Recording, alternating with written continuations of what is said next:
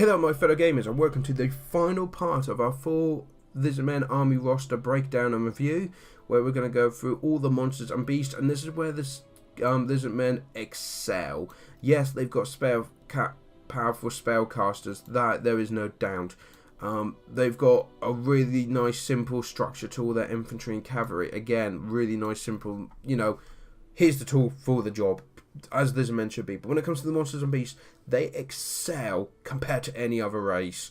And I'm very excited to be going through all of this for you. As you can see, it's going to be a long episode, so let's try and get through it as quickly as possible. So we have the Feral Bestodon, who are armoured, armour piercing melee, causes terror but can rampage with their armour piercing and bonus versus infantry. So these guys are good for just running in there against the infantry main line and cutting them down. For 700 gold, that's probably worth it. Missile resistance of 15%. It's a siege attacker, causes fear and terror, and can rampage. So you could have a few of these. They're quite cheap, to be honest. And just send them in.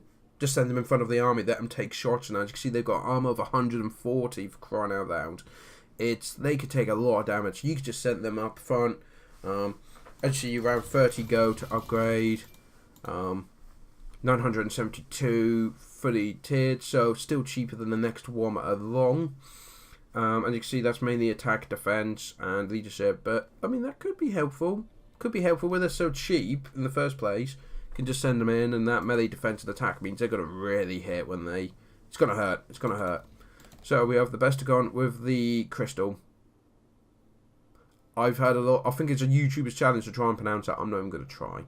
So you got the crystal, the armor piercing causes terror. So what does the magical crystal do? Because it's got missile damage. Oh, of course, would be the crew of their spears throwing down, anti-infantry, bonus versus large. But the crystal, what does it do?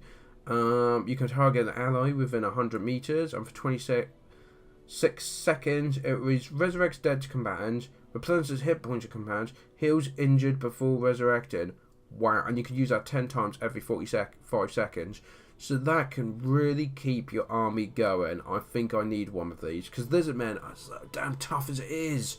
Their swords warriors just don't go down. But the idea that you could have that sat in the middle, just heal, heal, heal every 45 seconds. That's huge. 1,000 gold, 30 to 40 to upgrade fully, costs 1,350 to fully do. But it needs to be pointed out.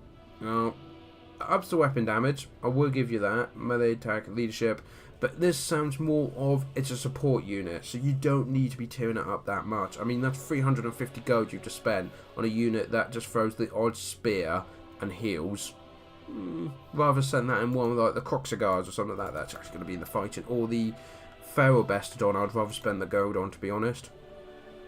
But next we've got the Croxagars, which are the heavy infantry. I mean, these are scary infantry. They're armoured, armor piercing, predatory censures. As you can see, siege attackers, causes fear. They can hide, that's scary. And primal instincts, they have armor piercing and bonus versus infantry. Let's not forget that.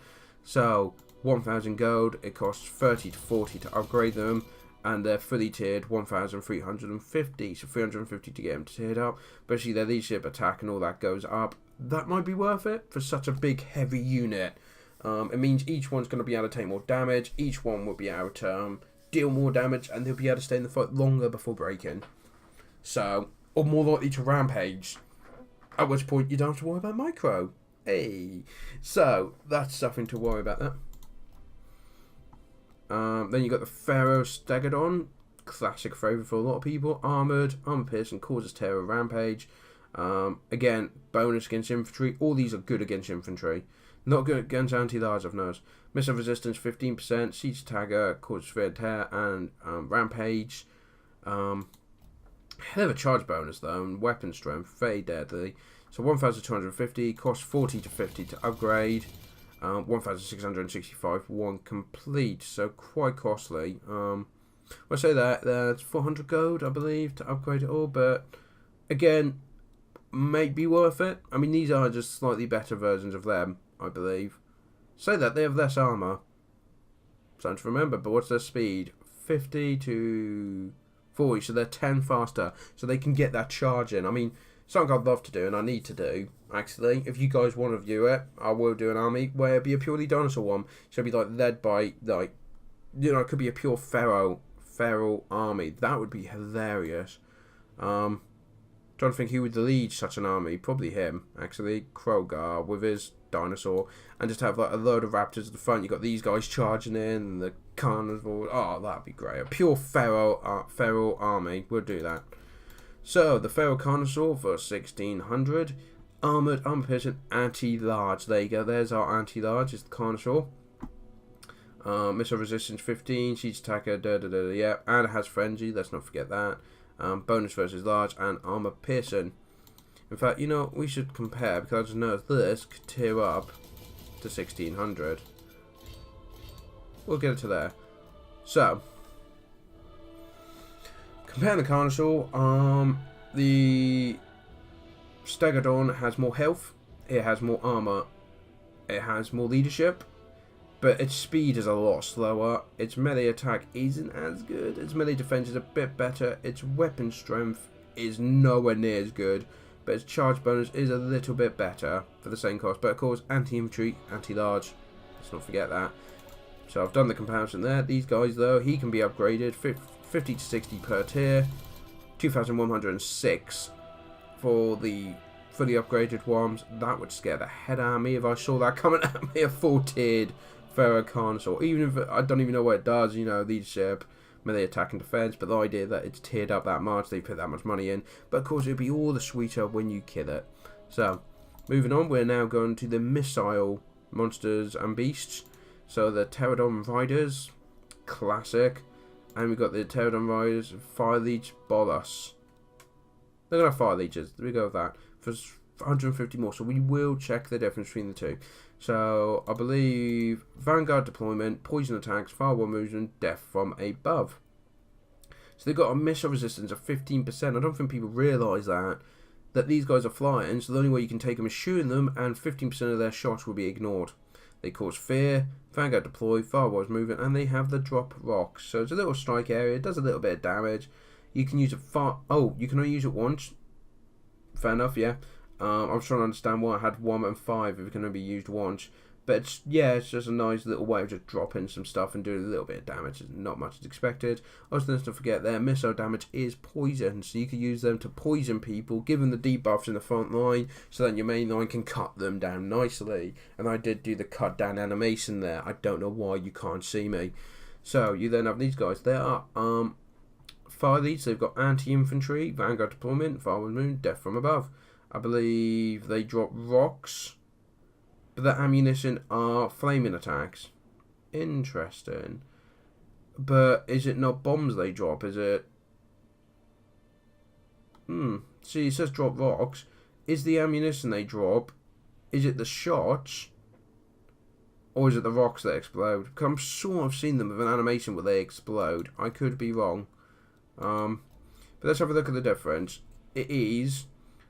their ammunition's lower and their range is shorter, but their ammunition and fire damage is pretty much it, I believe.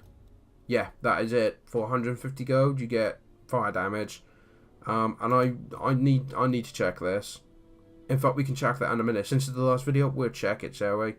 We'll have a little bit of fun on this one. So we'll keep them in there. We got the Bastardon with the solar engine for 1,100. Armoured, armor piercing, causes terror, beam of Kotek, which is always good. He's got armor piercing and bonus versus infantry. His ammunition is flame attacks and magical attacks. The missile damage can blind you for 10 seconds, which causes a minus 26 melee attack, 40% accuracy, and 27 melee defense. Wow! So if you could get this guy on the flank of the main line and then shoot it down the main line, surely it would blind everyone, because that would be amazing. Missile resistance 15%, causes fear and terror. It's around 30-40 go to upgrade, and it goes to 1,476 once done. Then we have the Stegodons. So you got the Stegodon and the Ancient Stegodon. We will do a side-by-side comparison because it's 300 go difference. These are armoured, armor piercing, causes terror, and poison attacks. Nice. I assume the poison attacks is the guys on top, not the Stegonon itself. So, the weapon strength has armor piercing and is good against infantry, as we've learned, but the missile damage is also armor piercing and causes poison. Siege attack at missile resistance 15, causes fear and terror. Breathe. So this one, this one, fire while moving. Oh no, they can't. And I believe that's because they've got a giant crossbow on it, isn't it? Yes. Giant crossbows on them. Well, these guys don't. They've got the giant blowpipes. There we go. I remember the difference now from the tabletop. So, armoured, armor piercing, causes terror, can fire while moving. Well, they can't. That's a difference. So that means it can fire while it's charging up to the front line. Bonus versus infantry, armor piercing. It's got poison, as you can imagine. Yeah. So that can fire while it's moved. Also, for those 300 gold, you get 488 more health, 20 more armor, 10 more leadership. Melee attack goes down a little bit, but not much. Weapon strength goes up by quite a bit. Ammunition drops a little bit. Well, by half by the looks of it. The range drops hugely by comparison. But it can fire while it moves, so it's got to get up there anyway. But the missile damage goes up hugely as well. And that's because, obviously, it's the giant blowpipes. Let's not forget that. Yeah, so this guy is around the 60 mark to upgrade. I suspect this is the same. Oh no, just a little bit more. But let's get this up to 2,000 and see if it makes a big difference. So if we go like that, I'd still say it was better. I think it is definitely worth it. I mean, these are good to sit back and fire and then charge it when you run out of ammunition. But these guys get in there. So, I love it. I absolutely love it. And of course, these guys, fully tiered.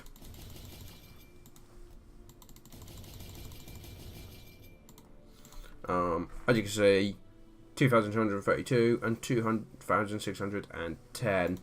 So, as I said, as it's a final and we fancy a giggle, that give them all the items and abilities. Okay, we'll try that out as well. Skaven, what are we going to give the Skaven? Well, we're not going to give him that. We shall give him a Warlord with no upgrades. This is purely, and then we're going to give him some Skaven slaves. So we start the battle. Let's give this unit a go. I'll edit in, render it, so it goes straight to the main fight for you. Or I could use this moment to advertise. So, guys, if you haven't viewed, if you're new to the channel, don't forget to hit that subscribe button, like this video if you have enjoyed it, and of course any of the other videos that you've watched that you've enjoyed. Comment below what you guys think are your favourite armies, your favourite units, what you think's great, what you think's bad, what's overpowered, what's underpowered.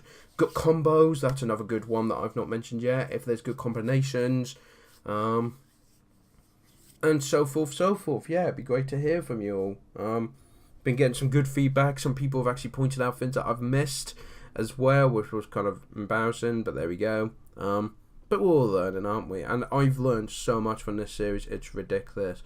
So yeah, we're pretty much going to have a go bombing some Skaven slaves. That's the whole purpose of this bit at the end. And there's a nice little bit of bonus footage for you to enjoy. And I should also shout out where we're doing this. This channel focuses on... It don't normally do videos like this. Fly, my pretties, fly. I don't know why they actually physically carry the rocks as well. I think that's brilliant.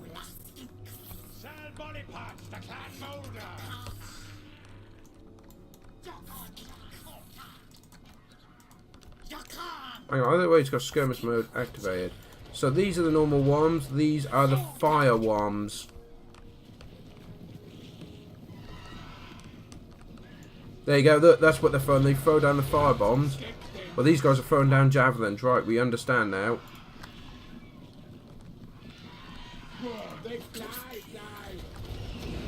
And they're dropping the rocks. And they're dropping the rocks. Okay, so it is literally one throws javelins, the other one throws rocks.